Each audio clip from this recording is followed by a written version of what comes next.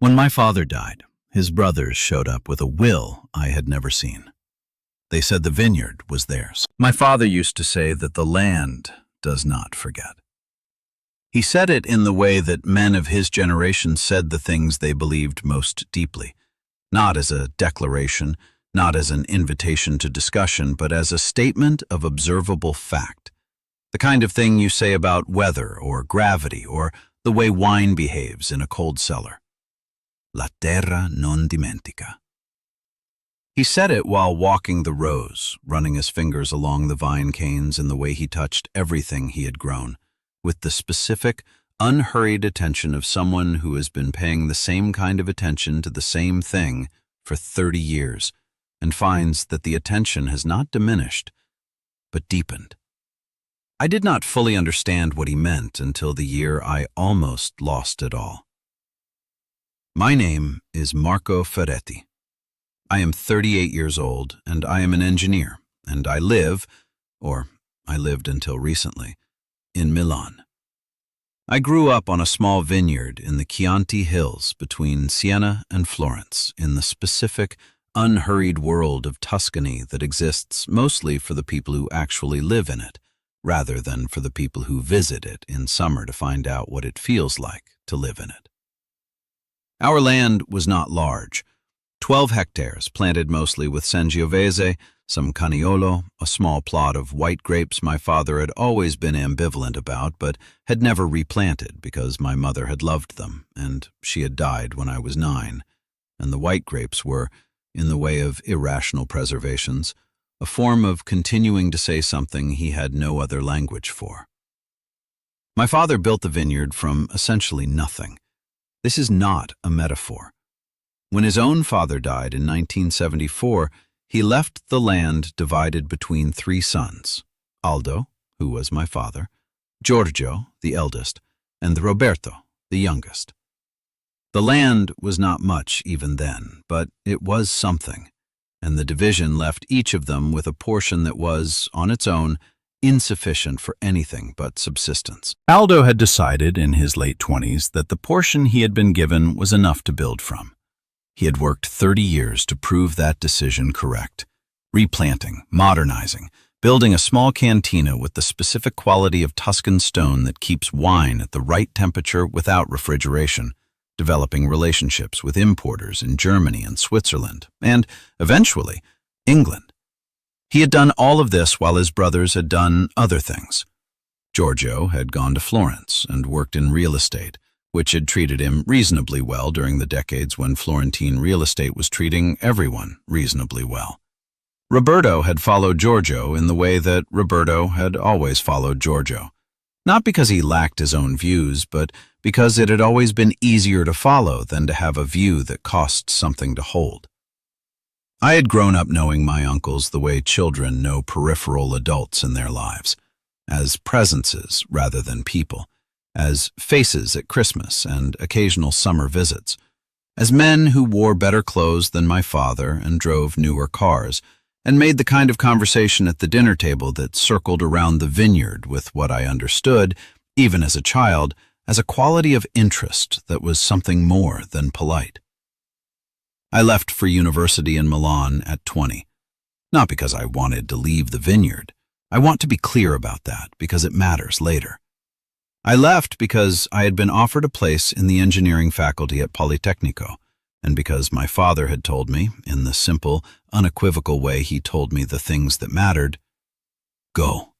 The land will be here. It does not go anywhere." I came back every summer. Every harvest I was there, 3 weeks in September and October, working alongside the people my father employed, learning the rhythms of the vines and the cellar and the particular quality of the Chianti light in autumn, which is different from any other light and which I have not been able to describe adequately to anyone who has not stood in it. My father did not make demands of me about returning. He did not make demands of much. He worked, and he waited, and he trusted that the things he had built would find their proper place when the time came. He said, "The land does not forget." I understand now that he was not only talking about the land. Let me tell you about Giorgio Ferretti. He is 65 years old, and he is the most naturally compelling person I have encountered in my family. Which is to say that he has the specific, highly developed quality of a man who has spent his entire life convincing people of things, who has refined the art of creating a favorable impression to the degree that the art has become indistinguishable from his character. He is polished. He is warm at the right moments and serious at the right moments, and generous in the specific way of people who understand that generosity is an investment with a return profile. I'm not describing this to diminish him. I am describing it because understanding what Giorgio actually is was the essential prerequisite for understanding what he tried to do. And I did not fully understand it until I was 38 years old, sitting in the living room of my father's house looking at a will I had never seen. He had always been interested in the vineyard, not in the way of someone who loves land or wine or the specific labor of making something from the earth, in the way of someone who looks at an asset and understands its value in the terms of someone who has spent 30 years in real estate, what it is worth, what it could be worth, what the right buyer would pay for 12 hectares of Chianti Classico hillside with an established wine brand and a functional cantina and a reputation built over 30 years of quiet, consistent quality. I had noticed this without naming it as children notice things, filing it in the category of Uncle Giorgio is interested in the vineyard in a way I don't quite understand, and leaving it there, because children do not have the framework for what they are observing, and adults do not explain it to them. My father did not explain it to me explicitly until I was 16, and what he said then was, "Your Uncle Giorgio loves me in the way he knows how, but don't ever sign anything with him." I had filed that too. Roberto, I understood more simply. He was a man who had spent his life in the slipstream of his older brother, close enough to benefit from the draft, but far enough back to maintain plausible deniability about the direction they were moving in. He was not unkind. There was a genuine warmth in him that Giorgio's warmth, for all its polish, did not quite have. But warmth, in Roberto's case, had never been sufficient to override the habit of 55 years of following Giorgio's lead, and when Giorgio made a decision, Roberto found a way to be behind it. They had come together to the vineyard occasionally over the years, summer visits, the kind of extended family obligation that Italian families maintain with a particular combination of genuine attachment and social formality. I had observed, during those visits, the way Giorgio walked the vineyard with my father, asking about yields, about the quality of the vintage, about what the export numbers were doing. Questions that sounded like conversation and that I recognized even then as something else. My father had answered them, not with everything. My father had always been a man who gave you exactly what you asked for and not quite what you were looking for. But he had answered them with the patience of someone who has decided that the safest response to a complicated person is to be completely uncomplicated in return. He had also, as I would discover 2 years before he died, done something else entirely. Something careful and specific and exactly sufficient. He had not, as it turned out, left the outcome of his life's work to chance. My father died on the 14th of October. The harvest had been finished 3 days earlier. The last grapes brought in on an afternoon that was, by the accounts of everyone who was there, exactly the kind of Tuscan October afternoon that makes it difficult to believe the world contains anywhere else. Clear sky, the particular gold of the hillside light, the smell of fermenting grapes from the cantina that my father had always said was the best smell he knew. He died in his sleep. This was not unexpected. His heart had been the subject of medical conversations for 2 years, and he had made his peace with the conversations in the way he made his peace with most things, quietly and without drama. He was 71 years old. He had built something from a piece of divided land and 30 years of work and the specific, unspectacular kind of dedication that does not produce headlines, but does produce vineyards that last. I was in Milan when my cousin called. I was in Tuscany by the following evening. The days that followed had the particular quality of grief in places where grief is understood as a communal experience rather than a private one. People came. Signora Mancini brought food. The men who had worked the harvest for 20 years came and sat in the kitchen and said the things that are said, and my father's wine was opened because opening it was the right thing to do. And I sat in the middle of all of it and felt the specific, disorienting quality of a house that has reorganized itself around an absence. On the third day after the funeral, Giorgio and Roberto arrived. They came in the morning, Giorgio in a jacket that was too clean for the occasion, Roberto with the expression of a man who has prepared himself emotionally for something but is not entirely sure what the something will require. They were not alone. Behind them came a man I did not recognize, perhaps 60, with a briefcase and the professional bearing of someone whose job is to be present for the administrative consequences of other people's most difficult moments. Giorgio introduced him as Avvocato Conti, their family attorney. Their family attorney. The phrase settled in the room with a quality I noticed and set aside.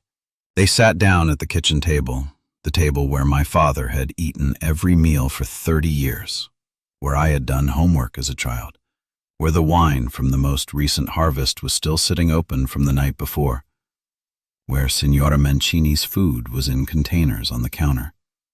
Giorgio placed his hands on the table with the specific quality of a man who has decided where he is in a room. Conti opened the briefcase. He produced a document. He placed it on the table in front of me. I looked at it. Then I picked it up and I read it. It was a will, dated 11 months ago, the previous December, 4 months after my father's heart diagnosis had produced its most serious conversation. It bore my father's name and his signature, authenticated by a notary in Florence. It stated, in the formal language of Italian inheritance law, that Aldo Ferretti left the vineyard property, the land, the cantina, the house, the equipment, the wine in storage, to his brothers, Giorgio and Roberto Ferretti, to be held and managed as a Ferretti family asset. It stated that Marco Ferretti was to receive a monetary bequest of 40,000 euros to be paid from the estate. 40,000 euros for 12 hectares of Chianti Classico hillside and 30 years of his father's work. I read the document to the end. I looked at the signature.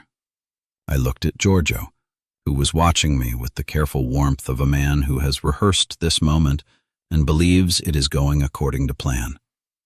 I looked at Roberto, who was looking at the table. I looked at Avvocato Conti, who was looking at nothing in particular with the professional neutrality of a man who is present for the administrative consequences of other people's decisions. I said nothing. I placed the document on the table. I stood up. I walked out of the kitchen, through the back door, into the vineyard. The October morning was clear, the same clear as the day the harvest had finished, the light at the low angle of late season that made the vine canes cast long shadows between the rows.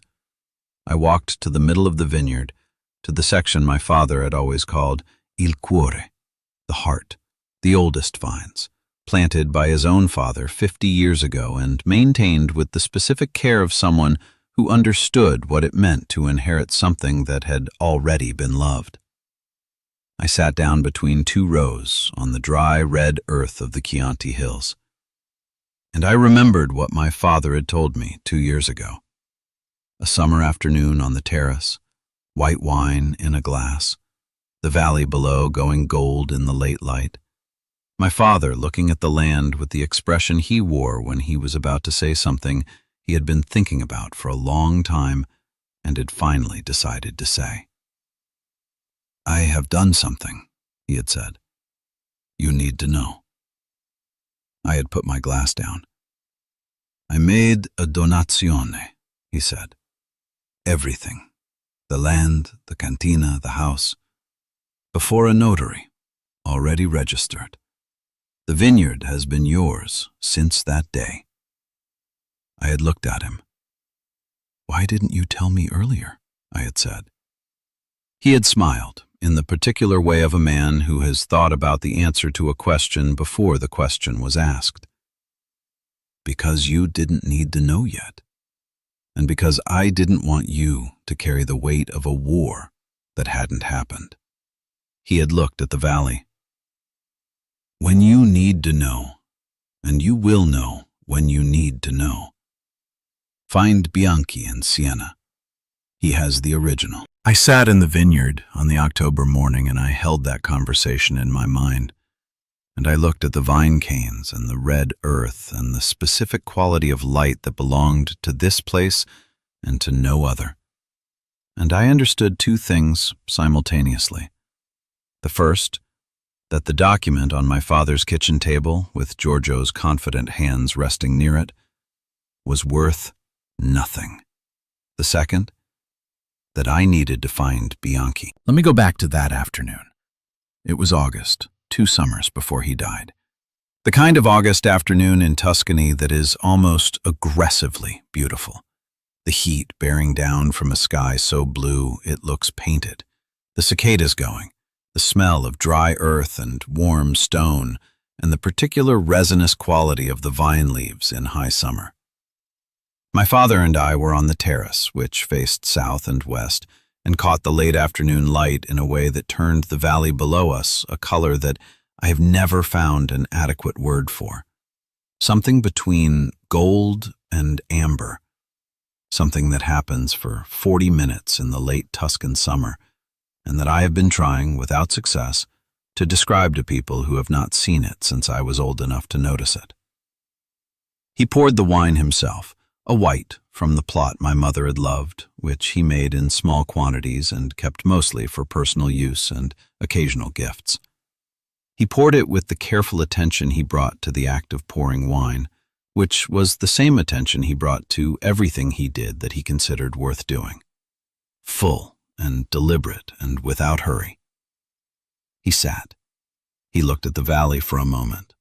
Then he said, in the tone he used for things he had been carrying a while, "Marco, ho fatto una cosa. Devi sapere." "Marco, I have done something. You need to know." I set down my glass. What he told me in the next 20 minutes was this. 2.5 years before that afternoon, when he had begun to understand that his heart was not going to be reliable indefinitely, before the formal diagnosis, before the medical conversations, in the private knowledge that men of his generation develop about their own bodies, he had made a decision. Not impulsively, with the deliberateness he brought to all significant decisions, which meant he had thought about it for some time before he acted. He had gone to Francesco Bianchi. Bianchi was a notaio in Siena, a public notary, which in Italy is a specific and significant professional role, distinct from a lawyer, a person who authenticates legal acts and ensures they are valid under Italian law. Bianchi had been the notaio for the Ferretti family for 20 years, had handled various property transactions, and was, my father said, the most trustworthy man he knew in a professional capacity. He had asked Bianchi to prepare a donazione. A donazione, under Italian civil law, is a transfer of property as a gift, made while the donor is alive, with full legal validity, registered with the appropriate authorities, and effective immediately. It is not a will. A will takes effect after death and can, under certain circumstances, be contested. A donazione takes effect the moment it is executed and registered. Once done, the property no longer belongs to the donor. It belongs to the recipient, fully and completely, with all the legal protections that ownership confers. My father had transferred the vineyard to me, the land, the house, the cantina, the equipment, the wine in the cellars, on a morning in March in Bianchi's office in Siena, in the presence of Bianchi and 2 witnesses, before a document that was then registered at the Conservatorio dei Registri Immobiliari, the public land registry. It was a matter of public record. It had been, since the day of execution, my property. He had not told me. "Perché non me l'hai detto prima?" I asked. "Why didn't you tell me earlier?" He considered the question with the deliberateness he brought to questions that deserved it. Then he said, "Because you didn't need to know yet. The vineyard was yours. It would have been yours whether you knew or not. Knowing would only have given you a weight to carry, the knowledge that I expected trouble, that I was preparing for something. I didn't want that in your head when it didn't need to be there." He looked at the valley, and because Giorgio was watching, he said, "If you had known, you might have said something. Not intentionally, but people say things. I needed this to stay between me and Bianchi until the moment it needed to be somewhere else." He turned to look at me then, with the direct and unhurried gaze that was his most distinctive quality, the look of a man who has decided to tell you the complete truth and is watching to make sure you receive it. "When you need to know what to do with this, and you will know when that moment comes, find Bianchi.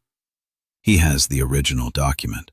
He is expecting someone to call." I had looked at my father in the August light, at the man who had built this place from a divided inheritance and 30 years of work, who had understood 30 years ago what his oldest brother was and had prepared accordingly, who had spent 2.5 years knowing that his son's inheritance was protected without saying a word about it. "How long have you known Giorgio would try?" I said. He almost smiled. "Since 1982, he said. "Since the business with your grandfather's land." He poured more wine. "Now," he said, "tell me what is happening in Milan." The week after the funeral was the most concentrated demonstration I had witnessed of what Giorgio Ferretti was capable of when he believed he had already won. It is worth describing because I think there is a tendency to underestimate what this kind of person can do when they have decided the situation is settled in their favor. Giorgio was not careless. He was efficient, and he moved with the confidence of someone who had prepared, who had avocado Conti, who had a document that looked like what it claimed to be, and who had made the calculation, reasonable from the evidence available to him, that Marco Ferretti, a 38-year-old engineer in Milan who had not lived full-time on the vineyard in 18 years, was not going to be the kind of opponent who made things difficult. On Monday, 3 days after the document was placed on the kitchen table, Giorgio and Roberto returned to the vineyard with Conti. They walked through the cantina and the cellar with the inventory quality of people conducting a valuation. Giorgio spoke with the 3 men who worked the vineyard year-round: Matteo, who had been my father's cellar master for 15 years, Carlo, who managed the vineyard itself, and young Davide, who had been with us for 3 years and was still learning. He spoke to them pleasantly, warmly, in the register of someone who was establishing a relationship rather than asserting authority, which was the more effective approach.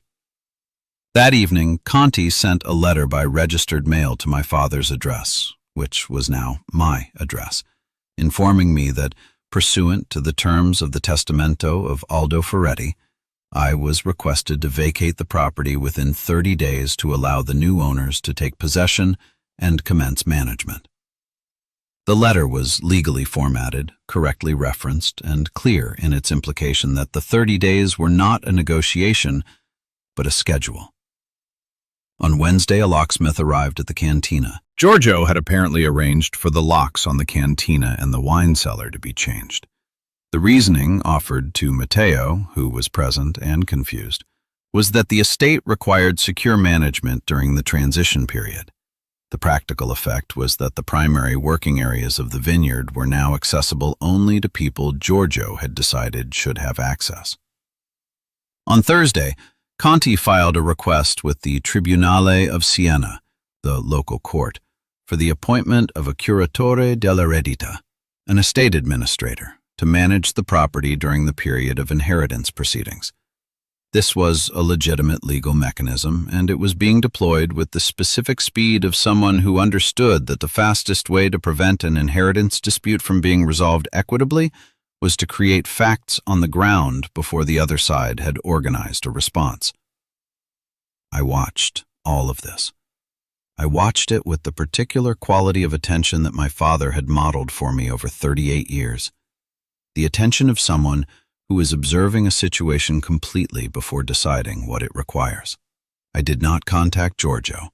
I did not respond to Conti's letter through channels that would indicate I was responding to its premises. I did not make representations to Matteo or Carlo or Davide about what was happening, because I did not yet have what I needed to make representations from a position of certainty. I called Milan. Specifically, I called a colleague at the engineering firm where I worked, a man named Luca, who had gone through a difficult property dispute the year before and had, in describing it to me at the time, mentioned the name of the lawyer who had eventually resolved it in his favor. I asked Luca for the name again. He gave it to me. Avvocato Elena Russo, Milan. Specialization: Successioni e diritto immobiliare. Inheritance and property law. I called her that afternoon. We spoke for 40 minutes. At the end of the call, she said, "Send me everything you have. I'll come down on Wednesday." She drove down from Milan on a Wednesday morning in a car that was practical rather than impressive, which I noted because it told me something accurate about her. She was a person who allocated resources according to function rather than appearance. She arrived at 10 in the clothes of someone who was going to be working rather than performing working, with a bag that contained documents she had already read. We sat at the kitchen table. She placed the documents she had brought alongside the documents I had assembled: Conti's letter, the will, the correspondence from the court regarding the curatore. And she read through everything in the focused way of someone who reads quickly and completely, without the performative slowness of a person who wants you to know they are being thorough. When she finished, she looked up. "The will," she said. "Tell me about it. Not what it says. What you know about when it was made and what state your father was in when it was made." I told her about the December date, 4 months after the heart diagnosis, 11 months before he died. I told her that the signature, to my eye, looked like his, but had a quality of hesitation that I could not entirely account for. I told her about the notary in Florence, not Bianchi, whom my father had used for 20 years, but a different notary, one whose name I did not recognize. Elena listened. She made notes in the margin of her pad. Then she asked the question. "Francesco Bianchi, notaio in Siena. Do you know where he is now?" I said he had retired, that he lived, as far as I knew, in Siena, that my father had mentioned him in the context of a conversation I would tell her about. She looked at me for a moment. "Before we do anything else," she said, "we need to meet Bianchi. Everything else can wait." She said it with the quality of certainty that belongs to a person who has understood something that I had described without yet fully explaining. She had understood it from the single phrase, "Bianchi in Siena, he has the original," and had understood its implications faster than I had assembled them, which is what you are paying for when you engage someone who has done this for 20 years. We drove to Siena that afternoon. Before Siena, there was Signora Mancini. She came on the Tuesday, the day before Elena arrived, with a pod of ribollita and the unhurried quality of a 78-year-old woman who has decided that a visit is warranted and is not going to be rushed out of it. She had known my father since before I was born. She had known the Ferretti family since the 1970s, since the time when the elder Ferretti, my grandfather, who had divided the land into 3, was still alive, and the 3 sons were still young men navigating the specific, complicated terrain of a family where resources were insufficient and desires were not. She sat at the kitchen table with her ribollita and her coffee, and the quality of a person who has something to say and is deciding how much of it to say and in what order. "Your father was a good man," she said. It was not an opening to a eulogy. She said it as a distinction. His brothers are not bad men, but they are different men. I asked her what she meant. She was quiet for a moment, in the way of someone choosing between versions of accuracy. Then she told me about 1982. I had known, from my father's single reference that afternoon on the terrace, that something had happened in 1982, the business with my grandfather's land. I had not known the details. Signora Mancini knew them, because in a Tuscan hill community, the details of significant family events are known by the people who have lived there long enough to have witnessed them. When my grandfather died, he left the land to be divided equally among 3 sons. There was a document, a handwritten division agreement, signed by all 3, in which each son acknowledged his portion and committed to respecting the others. Standard practice for a Tuscan farm family in the early 1980s, before formal legal instrument became the default. Several months after the division, a different document surfaced. A revised agreement, also purportedly signed by all 3, which adjusted the division significantly in Giorgio's favor, allocating to him a larger portion of the most productive section of the hillside. My father had not signed this document. He had been able to prove it through the specific kind of evidence that is available in a community where people know each other well. Witnesses to the original signing, inconsistencies in the handwriting, a discrepancy in the date that did not correspond to my father's documented presence elsewhere on that day. The matter had been resolved. The original division had been upheld. Giorgio had retreated. But the resolution had taken 8 months and had left the kind of scar that does not heal cleanly, the kind that changes the quality of every subsequent interaction. "Your father never forgot," Signora Mancini said. "He was not a man who held grudges, you know that. But he knew what Giorgio was capable of when he wanted something enough. And he did not forget." She looked at the window. Outside, the vineyard rows were visible in the autumn light, the harvested vines stripped now, the year's work complete. "He prepared," she said. It was not a question. "He prepared," I confirmed. She nodded once, with the expression of someone receiving a confirmation they had been expecting. "Then you will be all right," she said. She finished her coffee. She stood up, collected her pot, and walked to the door with the unhurried steadiness of a woman who has seen many things over 78 years and has learned to distinguish between the situations that require fear and the ones that require patience. At the door, she turned back. "The wine from last year," she said. "The harvest before your father. The last one he did. He left a bottle for me. He said, 'Keep it for when Marco comes home.'" She looked at me. "When you are ready." The curatore request moved faster than Elena had expected. She told me this on the Wednesday evening after our return from Siena, sitting at the kitchen table where she had opened her laptop and was reviewing the court documents with the focused attention of someone recalibrating against new information.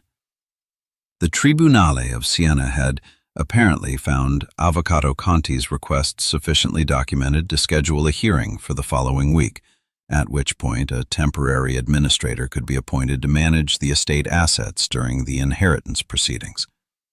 If that happened, if a curatore was appointed on the basis of the will Giorgio had submitted, the practical consequence would be significant. The vineyard would be managed by a court-appointed administrator who would be accountable to the estate as defined by the contested will, which meant accountable, effectively, to Giorgio's legal position. Matteo and Carlo and Davide would be answerable to someone who had been appointed on the basis of a document that had no legal authority over property that was already mine.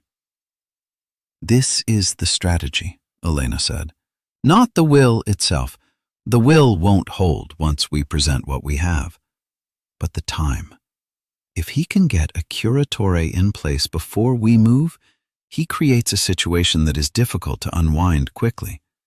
The cantina is locked, The staff is confused, the harvest is done, but the wine is in the cellar and needs management, and there is an administrator in the way of everything. Even when we win, and we will win, the damage done in the interim is real. I understood what she was saying. Giorgio was not trying to win the inheritance dispute in court.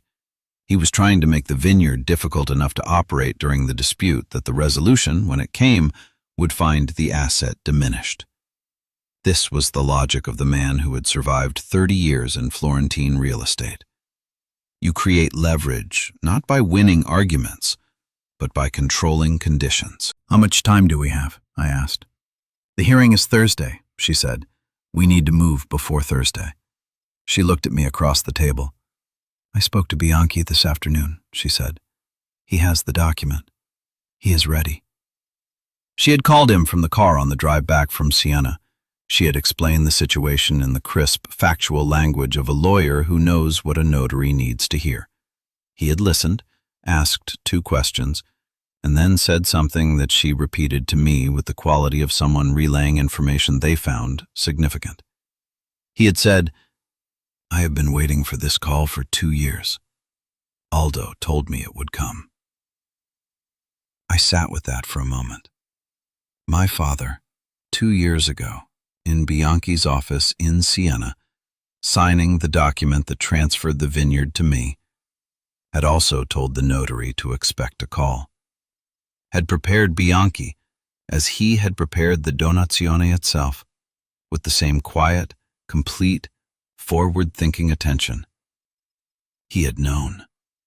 Not that he would die when he died, but that Giorgio would move when he moved. He had understood the situation clearly enough to prepare not only the legal instrument, but the person who held it, to ensure that when the call came, it would be received by someone who was already oriented toward answering it correctly. I looked out the window at the vineyard in the October evening, the rose going dark as the light left, the cantina with its changed locks visible at the far end of the property.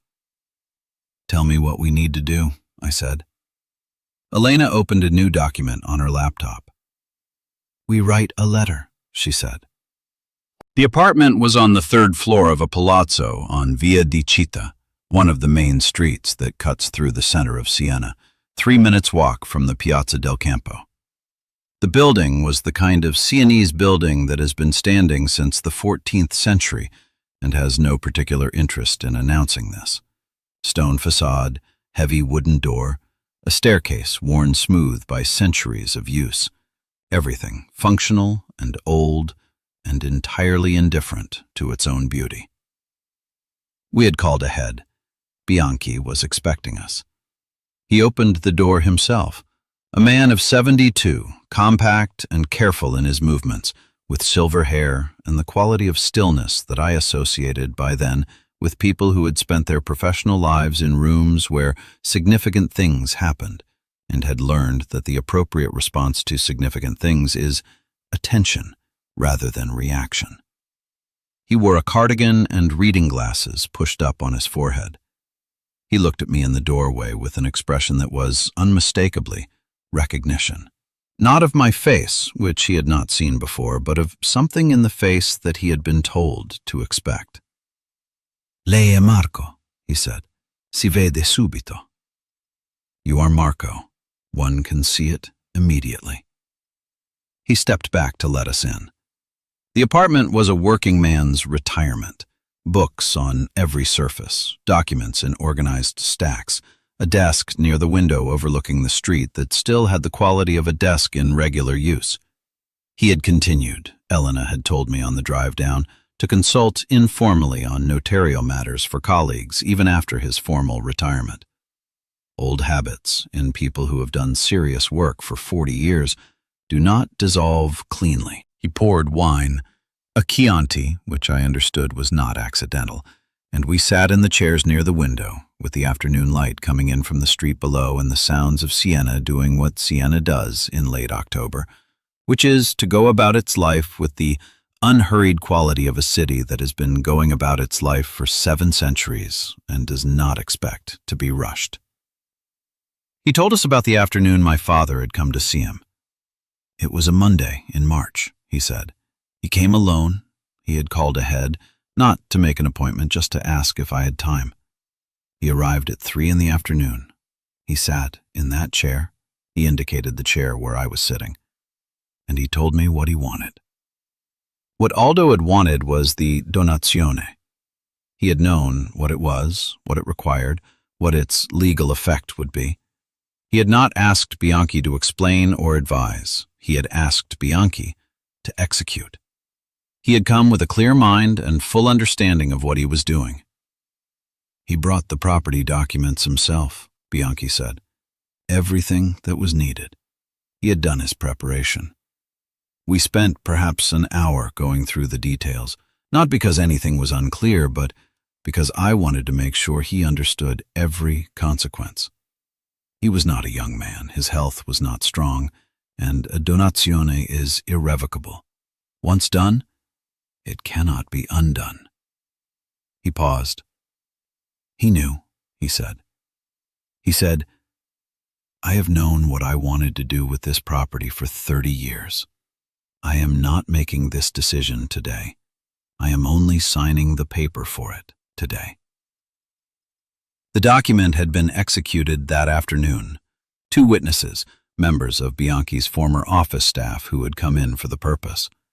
The appropriate forms had been prepared and signed, and the following day, Bianchi had personally attended to the registration at the Conservatoria dei Registri Immobiliari. The donazione was on the public record from the morning of the 15th of March. Then Bianchi said, before he left, your father said something to me. He said, one day, someone will call you about this. It may be Marco himself, or it may be someone acting for Marco, or it may be someone acting against him. If it is the last, call me immediately. If it is the first 2, give Marco what he needs. He looked at me. You are the first 2, he said. So, he stood. He went to the desk. He opened a drawer, the specific, deliberate movement of someone who knows exactly where something is and has known for 2 years, and he produced an envelope. Cream paper, sealed, with my name on the front, in my father's handwriting. He held it out. He left this for you as well, he said. He said, Marco will know when to open it. I held the envelope for a moment. Then I put it in my jacket pocket and I asked Bianchi about the original document. He produced it from the same drawer, a different envelope, larger, official, and placed it on the table in front of Elena. She opened it carefully and examined it with the attention of a professional who has looked at many such documents and knows precisely what she is looking at. She read without expression, checking each element against the checklist in her professional understanding of what a valid donazione requires. When she finished, she set it down on the table. She looked at me. It's clean, she said. Everything is in order.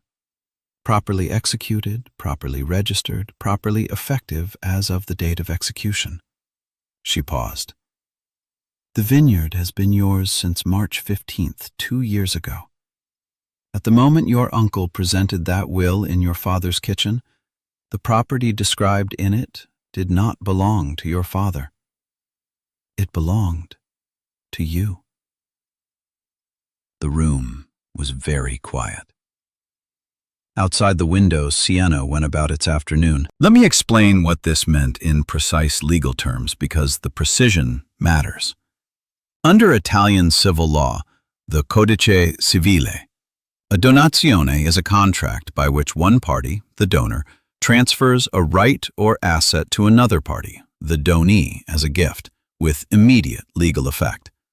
It is executed before a notary with witnesses and is registered with the appropriate public records authority. Upon registration, the transferred asset belongs to the donee. The donor no longer has any legal authority over the asset. It is not part of the donor's estate. It cannot be included in a will. This is distinct from a testamento, a will, in a fundamental way. A will is an expression of the testator's wishes about the disposition of their estate after death. It takes effect at the moment of death and is enforceable only against assets that form part of the estate at that moment.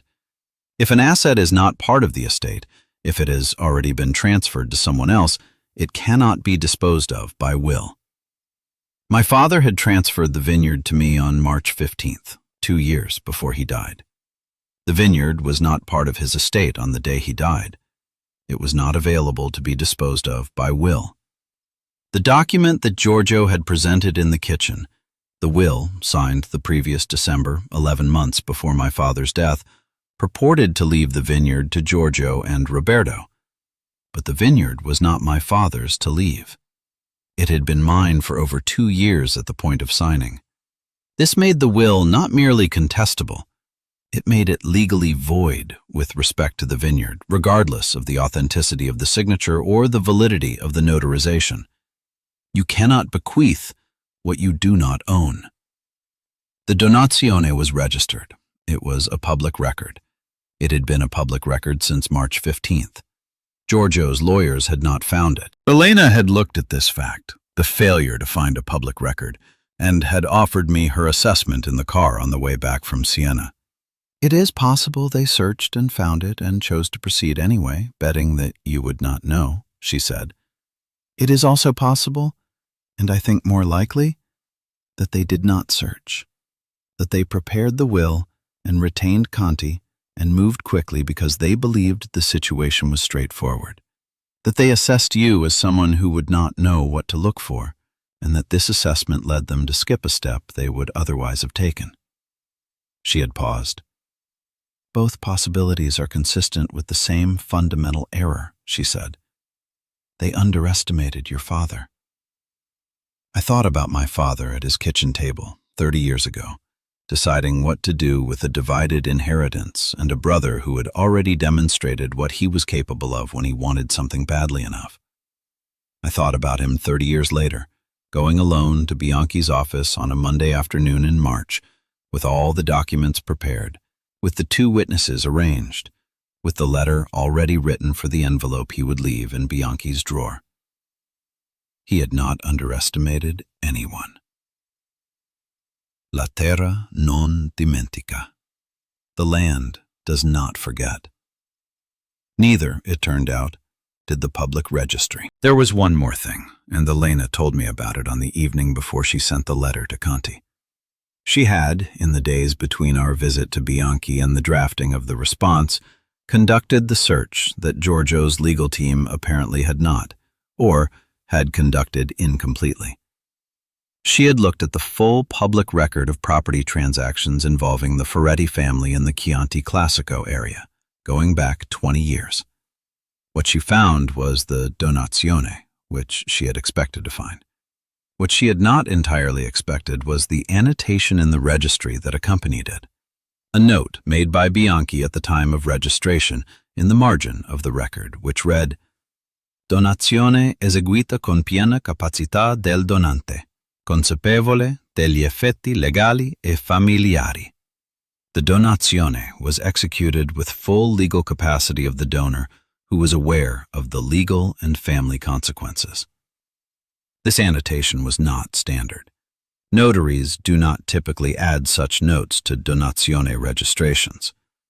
Bianchi had added it deliberately because he had understood, as my father had understood, that the donazione would eventually be contested, and that when it was contested, the contention would likely include a challenge to my father's state of mind at the time of execution.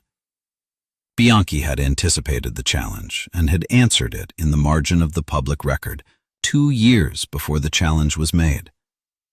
This was the measure of what my father had prepared, and of the man he had chosen to help him prepare it. Not only the instrument itself, the donazione, clean and valid and properly registered. Not only the envelope in the drawer waiting for my name to be spoken to the right person, but the annotation in the public record written in Bianchi's professional hand that would answer the next question before it was asked.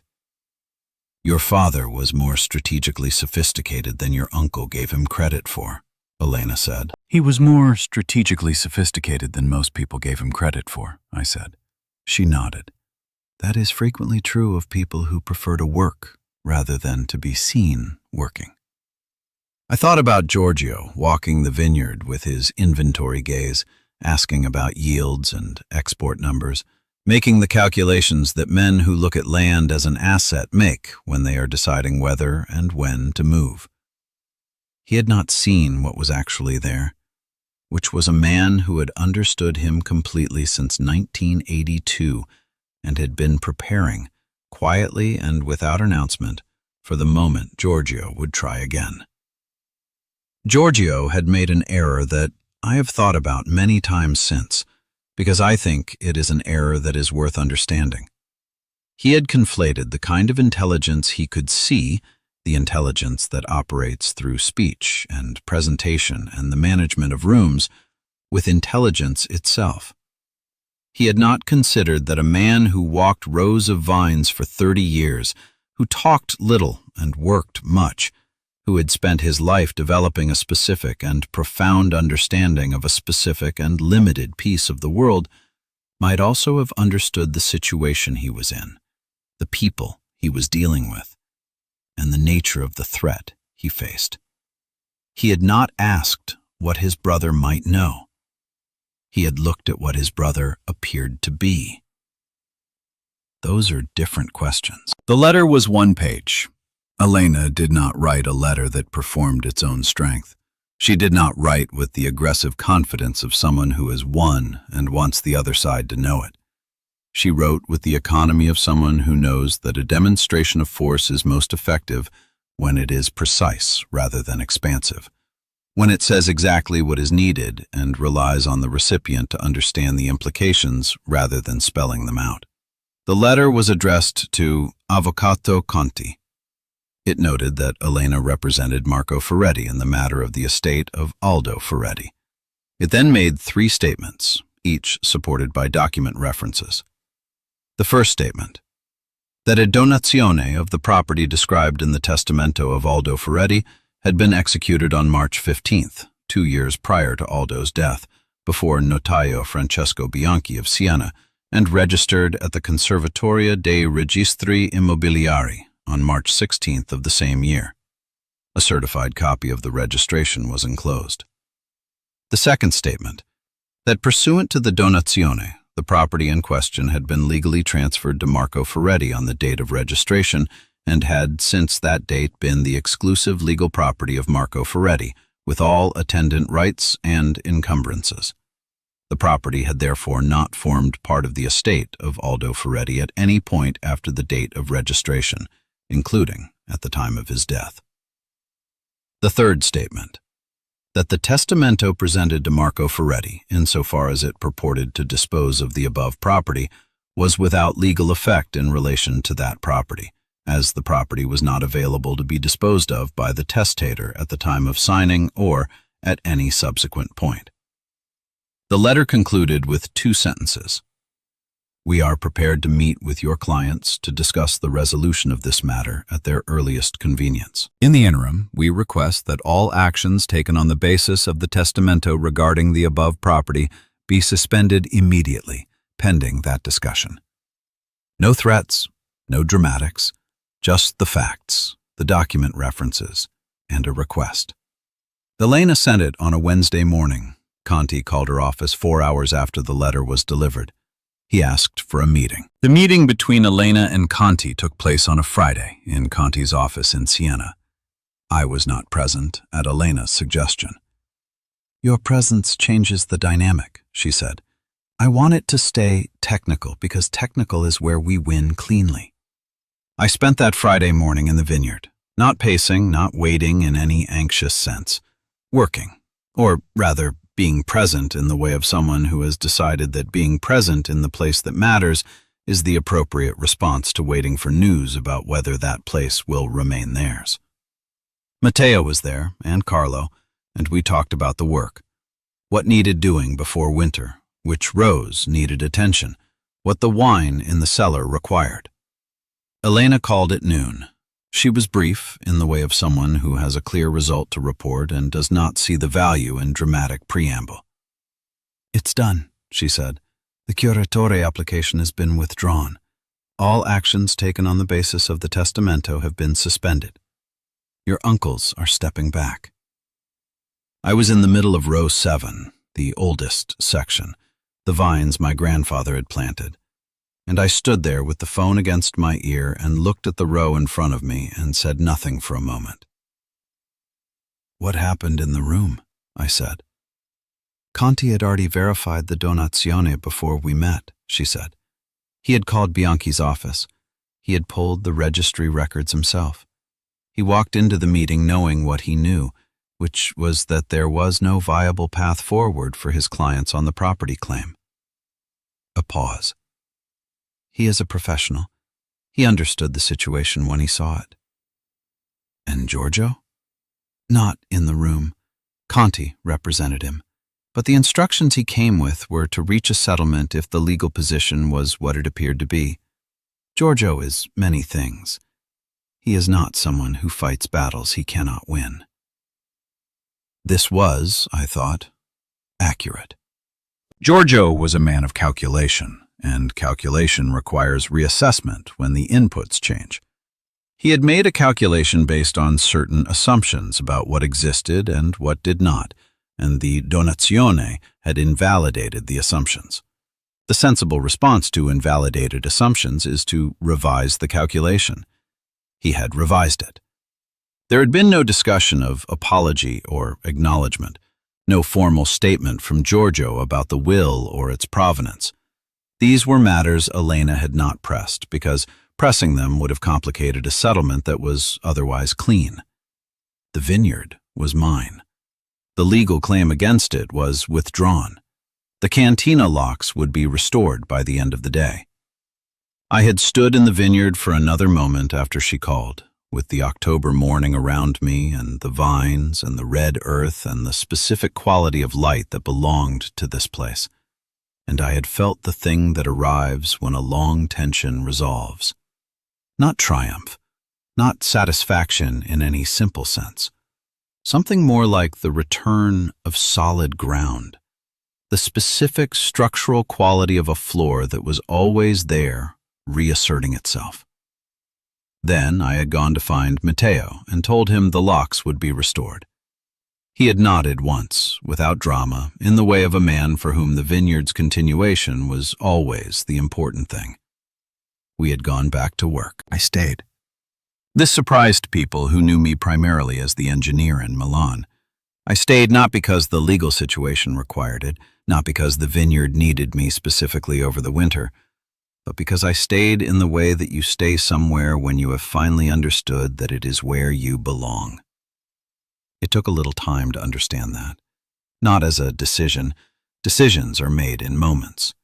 As a recognition, which is the way deeper things arrive. Gradually, through the accumulation of mornings that feel right, through the specific quality of late October light in the vineyard that I could not find anywhere else I had lived. Matteo taught me.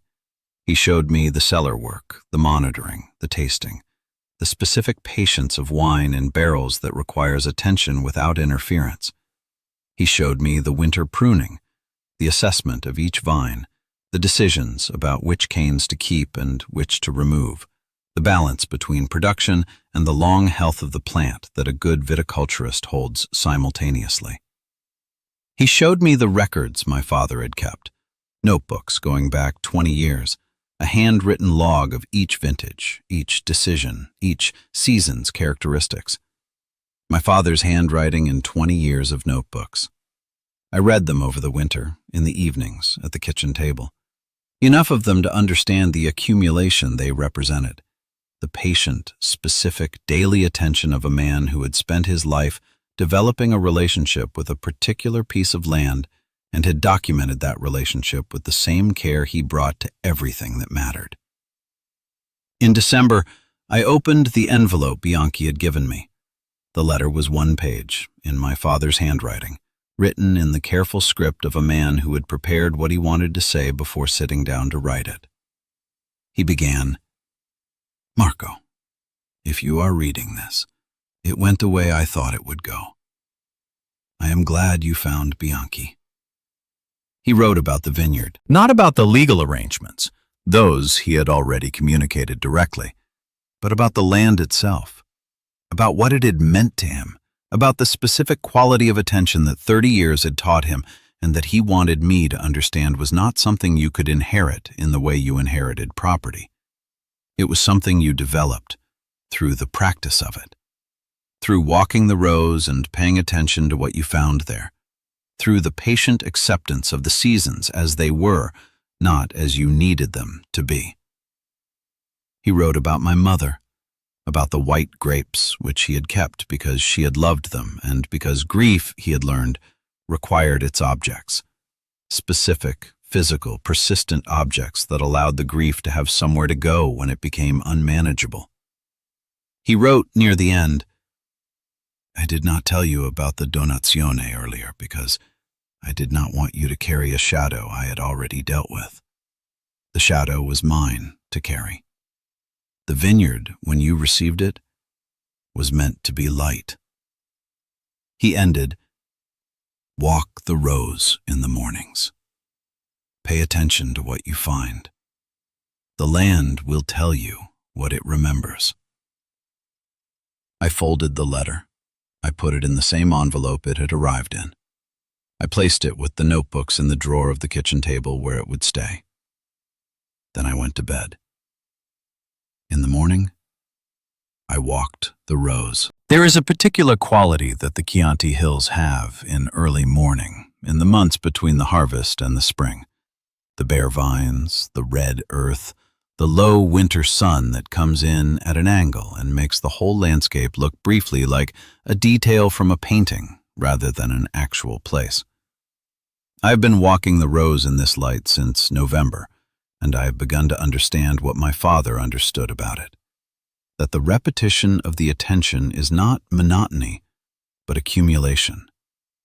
That the rows look different every morning in ways that are not dramatic, but that are real, and that only become visible to someone who has been looking at them long enough to know what different means.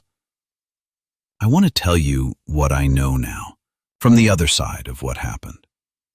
The first thing I know is about my father, not the version of him that I had held for 38 years, which was accurate but partial, as our understanding of people we love almost always is. The version I have access to now includes the afternoons I was not present for. The Monday in March when he drove alone to Siena and sat in Bianchi's chair and signed the document that transferred the vineyard to me. The patience with which he carried the knowledge of what Giorgio might do for decades without making it the defining feature of his relationship with his brother. The specific, quiet, completely practical way he had understood the situation and prepared for it. He had not prepared the donazione because he hated Giorgio. He had prepared it because he understood Giorgio, which is a different thing. The second thing I know is about inheritance, not the legal kind, though I understand that better now than I did before. The other kind. The kind that does not transfer through notarized documents. What my father left me was not primarily the vineyard.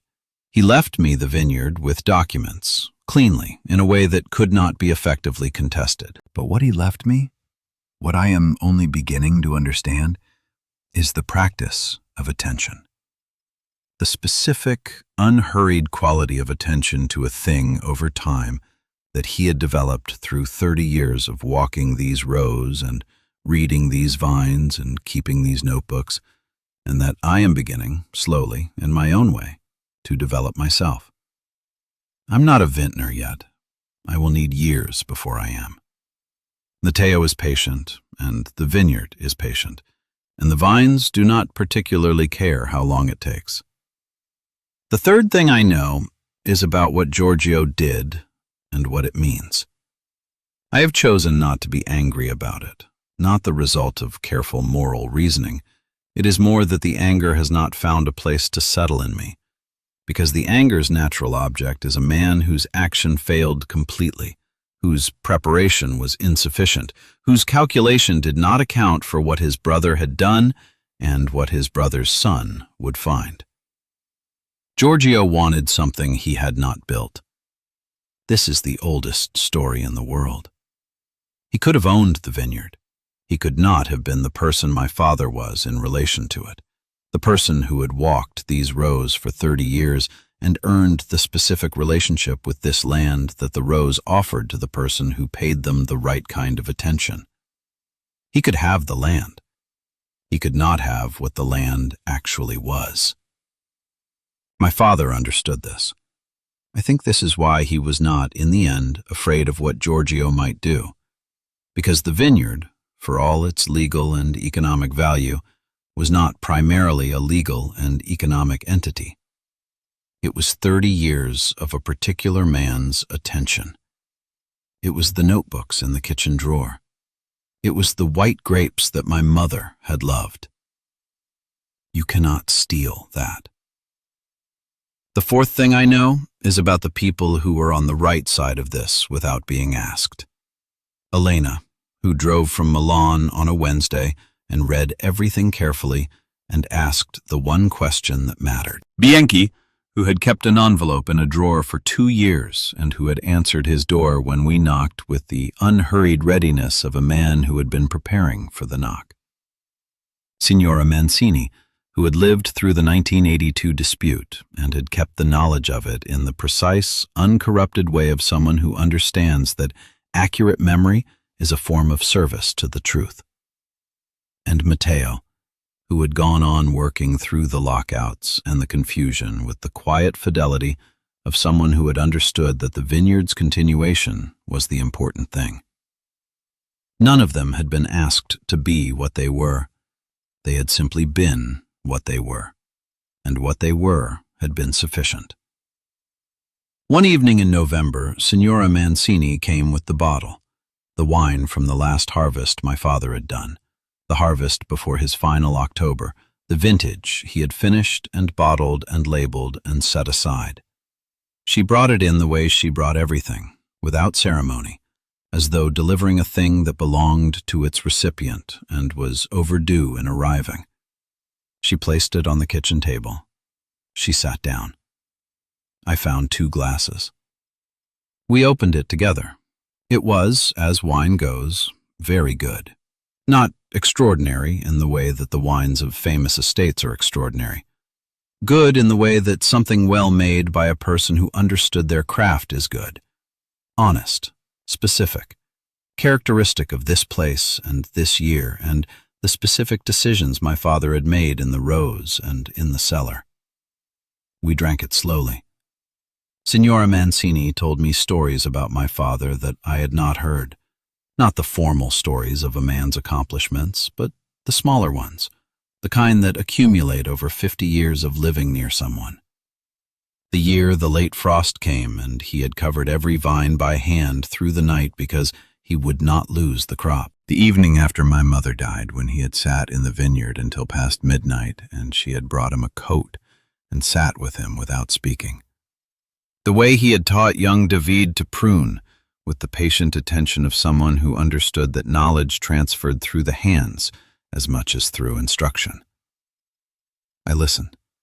Outside the kitchen window, the vineyard was dark in the November evening, the bare vines just visible in the glow from the kitchen, the cantina with its lights on where Matteo was doing the winter cellar work, the valley below invisible in the dark but present, as it was always present, as it would be in the morning when the sun came over the eastern hills and the day began. My father had said, "The land does not forget." He was right about that. The land remembers who cared for it, who walked its rows in the morning and paid attention and wrote down what they found, who stayed when it would have been easier to leave, who understood that the value of a thing is not only in what it is worth, but in what you become through the work of tending it. Giorgio had looked at the vineyard and seen an asset. My father had looked at it and seen a life. He had left it to me, Not only through the donazione, not only through the legal instrument that had protected it and made it mine beyond dispute, through the notebooks, through the mornings, through the specific quality of attention that I am, slowly, beginning to learn. The land remembers. I am trying to become someone it will remember well.